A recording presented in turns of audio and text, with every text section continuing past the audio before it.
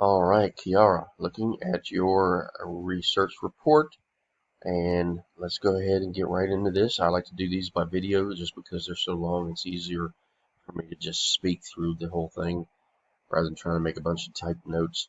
So, and students tend to like the word like this because it's kind of like looking over my shoulder to see how it's done. So, feel free to let me know what you think about the video, and let's get right into this. So these things should not be all caps, and they look like they might even be a bigger print. I'm not sure about that, but you don't need to have like English doesn't need to be all caps, and that's not a big deal. Who cares? You could delete the time here. You don't really need that, but again, that's not that big a deal. Your page numbering is up here where it's supposed to be, so that's great. Title looks fine. It wouldn't hurt to put over here research, like right in front of here, just put research report and then a colon, and then let this part be your subheading. That might be helpful, but it wouldn't necessarily be a big deal if you didn't do that. All right, nutrition. This apparently is misspelled. I don't know why it's not. Well, this isn't a Word document, so it's not going to show that it's misspelled. But nutrition, I'm assuming, is what that's supposed to be. So take out that O here. Nutrition.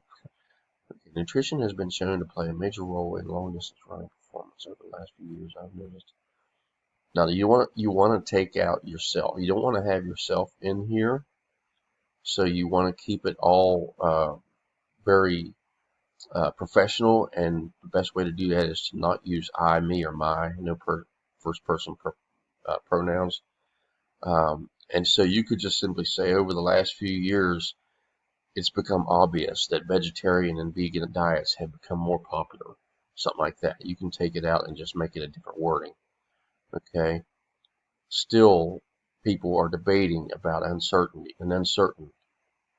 Steeple, I keep seeing debates and uncertain. Okay, so you could just change the wording again to take out I here. Same way as I kind of showed you here.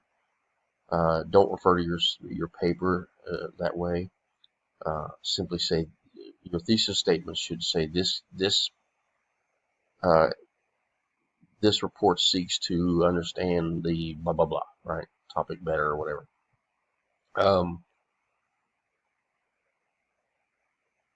So I feel like you're not really following the sample from week 9 and the guidelines for how to put stuff in here and where to put it and what to write. Like, because you don't have a proper your thesis statement is not properly done here according to the sample.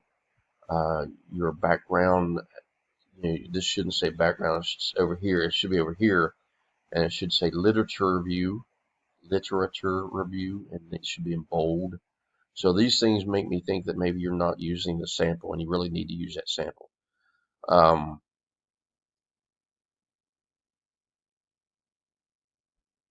Let me go through and look a little bit more here. Yeah, so this is where you should be talking about what is it, you should be having sources to back up the stuff you're saying here. So I'm not seeing any sources yet. And it looks like you've written the whole thing and sent, well, no, not the whole thing. This is your title, so it should be over, again, it should be over here, and it should be, again, that should all just be under the literature review. All this stuff should be just under the literature review.